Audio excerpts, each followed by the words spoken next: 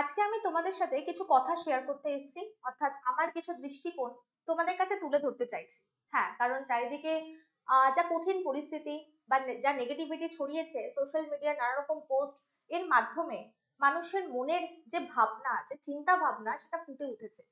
এবং সেখান থেকে আমার একটা কথাই এখন মনে পড়ছে, যেটা আমি তোমাদের সাথে শেয়ার করতে চাইবো, কারণ আমারও জানা উচিত। বা যেহেতু আমরা একটা উন্নত সমাজের স্তম্ভ হিসাবে কাজ করি, আমরা টিচাররা, আমাদের ওপর দায়ভার কিছু বর্তায় আমাদের স্টুডেন্টদের প্রতি। তো সেইখান থেকে দাঁড়িয়ে আমি কিছু ওপিনিয়ন তোমাদের সাথে শেয়ার করতে চাইছি, যেখানে মনে করা হচ্ছে বা যেখানে আসল উদ্দেশ্য প্রতিফলিত করা হয়ে গেল বা হচ্ছে বহু যুগ ধরে, সেটা আমরা কেউ দেখতে পাচ্ছি না। আমরা একে অপরের সাথে এই যে হিংসা, মারামারি, একে অপরকে নিচু দেখানো, এইটাই আমরা মত্ত হয়ে রয়েছি। একটা ছোট্ট প্রবাদ তোমাদের বলতে চাইবো এই ফটোটার মাধ্যমে, যে আমার মনে হচ্ছে এখন প্রত্যেকটা সোশ্যাল মিডিয়ার পোস্ট বা যা যা কথা একে অপরের সাথে অনেকে বলছে, সেটা কানে আসছে। তো সেখান থেকে আমি দাঁড়িয়ে ভাবলাম যে আজকে আমার স্টুডেন্টদের সাথে কথা বলাটা খুবই দরকার।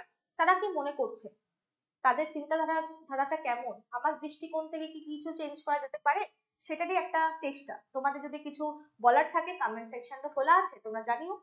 তো ঘুটে পড়ে গোবর হাসে, তো প্রায় সময় আমরা শুনেছি এই মতবাদটা বিভিন্ন আমাদের ফ্যামিলি মেম্বারের কাছ থেকে। এবং ফটোটা থেকে দেখতে পাচ্ছ দূরে দাবানল আগুন জ্বলছে, অন্যের ঘর পড়ছে, এবং দূরে দাঁড়িয়ে আমরা ভাবছি যে আমাদের কাছ থেকে অনেকটা দূরে আগুন, আমার বাড়িতে থোড়াই না লাগবে, হাতে হাত ধরে বহাল তবিয়াতে দাঁড়িয়েছে।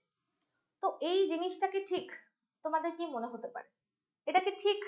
এরকম জিনিস কি আমাদের পক্ষে আমরা করি বলে একে অপরের সাথে তার কি সুযোগ নেওয়া হচ্ছে না? যে আসল কি, যে আসল হচ্ছে দায়ী, সেটাকে আমরা বুঝতে পারছি? নাকি আবারও সেই এই তো 7 তারিখ আবার প্রতিশ্রুতি আসবে, বা বিভিন্ন প্রতিশ্রুতি আগেও এসছে, তো সেটাতে যেমন আমরা প্রতিক্রিয়া দেখিয়েছি সেরকমই আমাদের প্রতিক্রিয়া হবে। তো সেটা নয়, আলাদা ব্যাপার। আমি যেটা বলতে চাইছি, এই যে দাবানলের আগুনটা দেখতে পাচ্ছ, এই আগুন তো প্রথম নয়, এই আগুন তো বহুদিন ধরে আমাদের রাজ্যে বিভিন্ন জায়গায় জ্বলছে।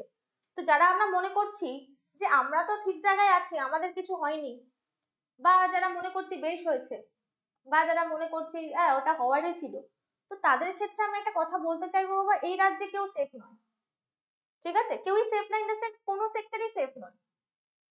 সেখান থেকে দাঁড়িয়ে আমি দুটো জিনিস তোমাদের জানাতে চাইবো, যে এখান থেকে একটা পয়েন্ট কি তোমরা বুঝতে পেরেছো? একটা পয়েন্ট কিন্তু উঠে এসছে, যেখানে সুপ্রিম কোর্টের রায় অনুযায়ী আমরা জানতে পারছি যে 3 মাস পরে আবার যারা যোগ্য অযোগ্য কিনা, আবার তাদেরকে সেই সব শিক্ষক শিক্ষিকাদের আবার পরীক্ষা দিতে হচ্ছে তাদের যোগ্যতা প্রমাণ করার জন্য। এবার জানি না কি প্রতিশ্রুতি আসছে 7 তারিখ, তো আমার আমার যেটা মনে হচ্ছে বা আমার যেটা ওপিনিয়ন, সেটা আমি তোমাদের কাছে তুলে ধরছি। এটা মনে করা হচ্ছে শিক্ষা ব্যবস্থাকে তো নিচে নামিয়ে নেওয়া হচ্ছে, এবং তার সত্ত্বেও মনে করা হচ্ছে যে যারা একদম স্থায়ী একটা কর্মচারী ছিল, অস্থায়ী কর্মচারীতে চেঞ্জ করে দিয়ে টাকা পয়সা বেঁচে যাবে। বিভিন্ন রকম জিনিসপত্র দেখো এখান থেকে উঠে আসছে, বিভিন্ন রকম জিনিসপত্র আমাদের চোখের সামনে ভেসে উঠছে।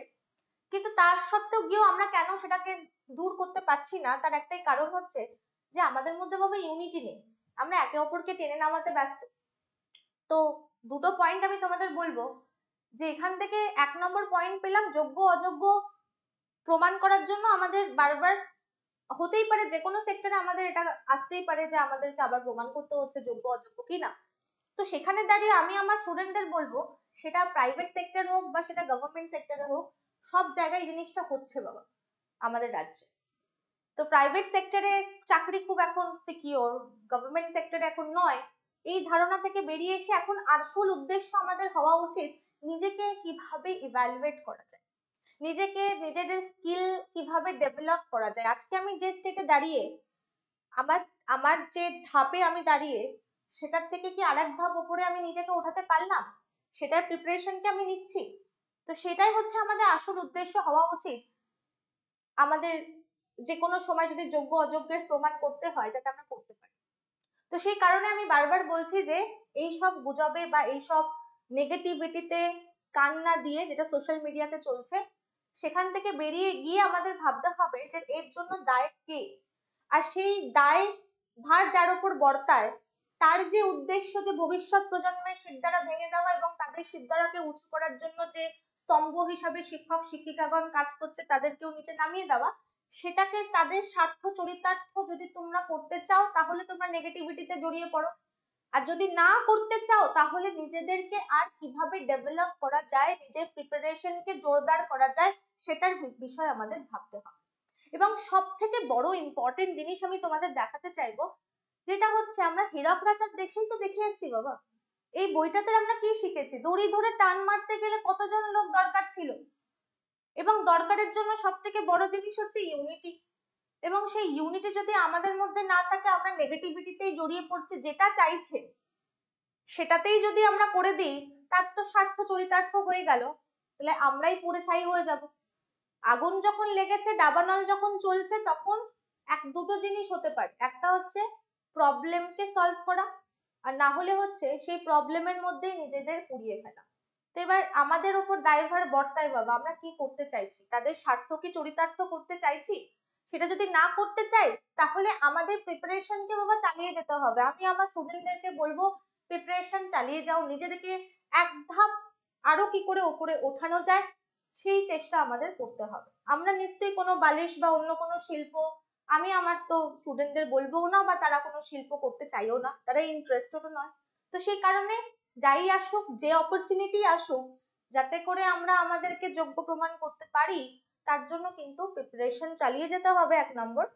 আর 2 নম্বর হচ্ছে নিজেকে কিভাবে উন্নত করা যায়, লোককে ছোট না করে, লোকের দুঃখে আনন্দিত না হয়ে, সেটা আমাকে ভাবতে হবে। তোমাদের কি মতামত আমাকে অবশ্যই জানিও। দেখা হচ্ছে পরবর্তী ভিডিওতে। Thank you.